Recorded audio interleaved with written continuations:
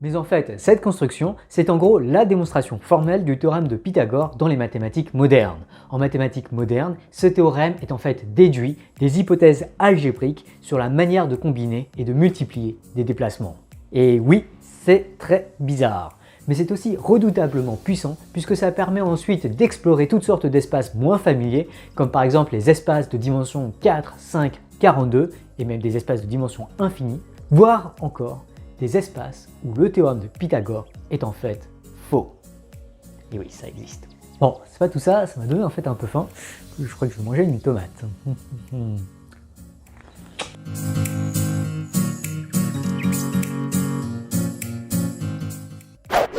Quelqu'un a dit tomate? Ok, faut qu'on jette un œil à ça. A few moments later. Ouais, ça fait plein de jolies preuves tout ça. Ouais. Mais tu sais, moi j'en ai encore une autre. Encore une qui est très très Ah bien. non, mais tu vas pas t'y mettre toi aussi, ça fait déjà 20 preuves là, ça va suffire non? Pourquoi vous voulez toujours tout prouver? Pourquoi toujours tout prouver? Effectivement, une bonne question. En fait, le statut d'une affirmation vraie, ou ce qu'on considère comme étant la vérité, dépend de la discipline.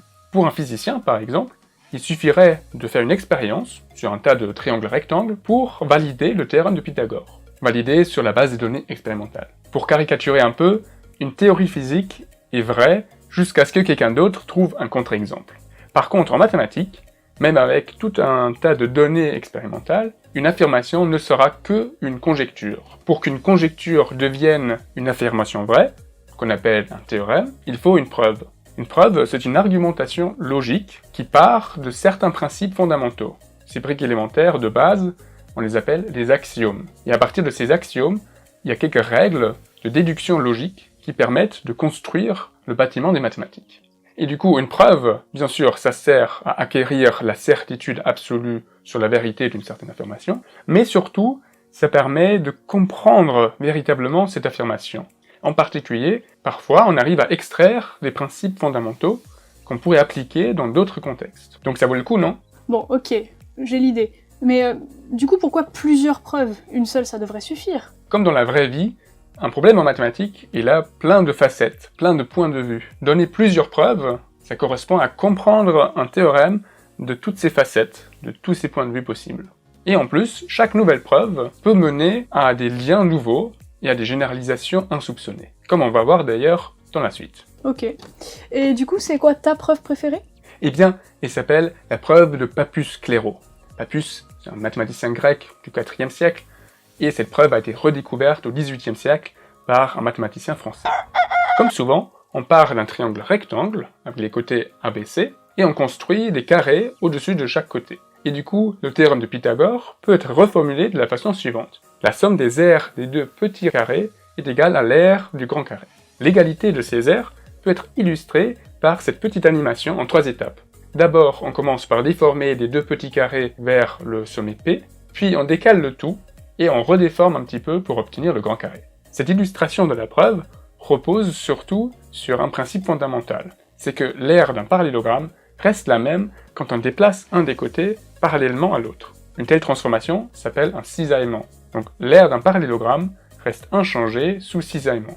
La première étape de l'illustration consiste justement à appliquer un cisaillement aux deux petits carrés, qui sont des cas particuliers de parallélogramme. Cette transformation, qui préserve les aires, permet de joindre les deux figures au point P. Après, il faut constater que les deux triangles en haut, autour de P, en fait, ils sont identiques au triangle ABC initial, parce qu'ils ont tous les deux un angle droit et deux côtés de longueur A et B. Du coup, la longueur du segment CP est égale à petit c, et en plus, la droite CP est perpendiculaire à la droite AB. Ainsi, on peut appliquer la deuxième étape, juste un déplacement vers le bas, qui marche, parce que la longueur du côté du parallélogramme est justement donnée par la longueur de l'hypoténuse, petit c. Enfin, on réapplique un cisaillement pour obtenir le grand carré. Voilà la preuve du théorème de Pythagore. Waouh, pas mal, effectivement. Mais du coup, qu'est-ce qu'elle apporte de nouveau cette preuve? Eh bien, avec exactement la même preuve, on peut démontrer un théorème beaucoup plus général que le théorème de Pythagore. On part d'un triangle ABC quelconque, et on construit au-dessus des côtés AC et BC deux parallélogrammes quelconques. Alors, les deux parallèles, ils vont s'intersecter en un certain point P. On va prendre le segment CP et le déplacer vers le point A et le point B pour construire un troisième parallélogramme. Alors, la somme des aires des deux petits parallélogrammes est égale à l'aire du troisième parallélogramme. Et du coup, le théorème de Pythagore, c'est juste un cas très particulier de ce théorème. Alors, qu'est-ce que t'en dis maintenant? T'as fait rentrer un chat? Ah non, c'est juste le chat sceptique de la vidéo suivante.